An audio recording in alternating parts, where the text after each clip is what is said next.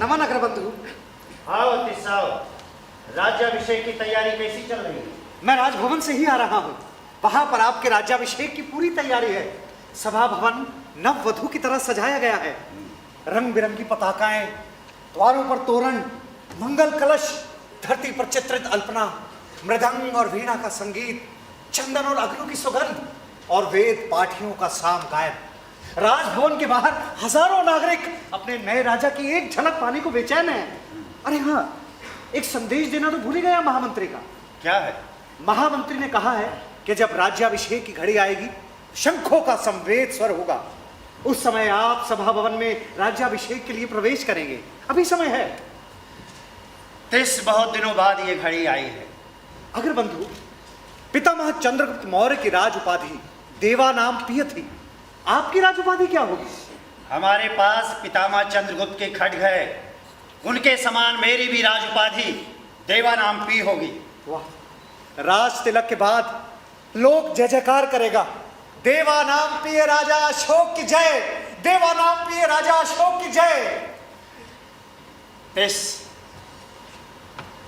बहुत दिनों बाद ये घड़ी आई है। 4 साल पूर्व राज सत्ता हमारे हाथ में आई थी, लेकिन राज्याभिषेक नहीं हो सका। इससे पहले कि राज्याभिषेक होता, सुसीम ने हम पर आक्रमण कर दिया। हम जानते हैं। हमें सुसीम के आक्रमण का क्षोभ नहीं है। हम जानते थे वो तो आक्रमण करेगा ही। हमने उसको उसके अधिकार से वंचित किया था। क्षोभ तो हमें कलिंग राज के आक्रमण का है।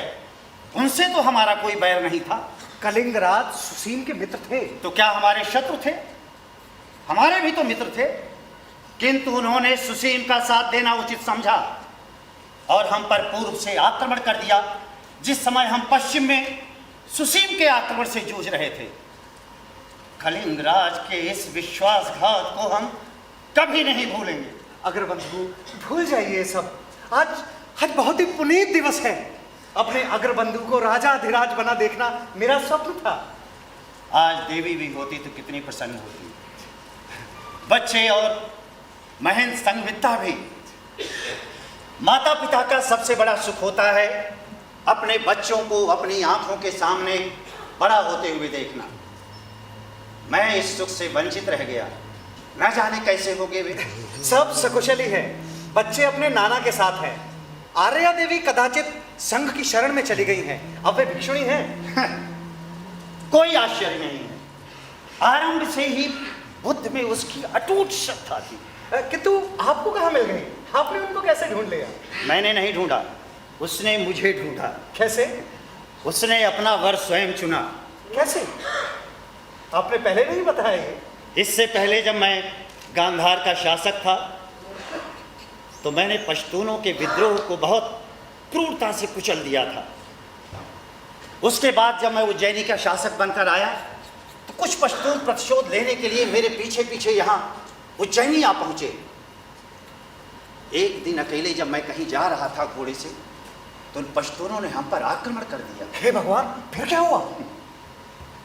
होना क्या था, मैंने 2 को मार गिराया, शेष भाग गए। वाह, आपकी वीरता अद्वितीय है अग्रबंधु।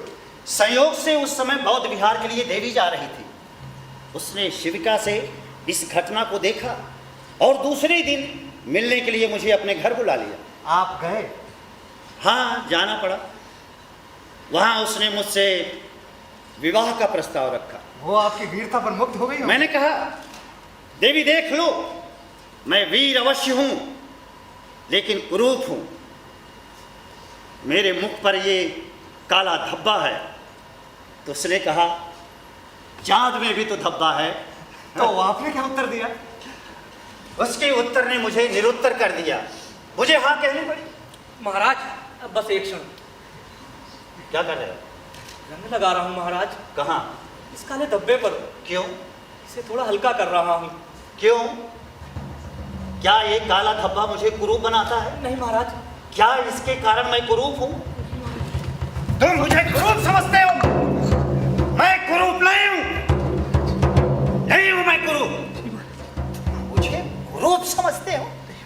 ये काला धब्बा मेरी सुंदरता है।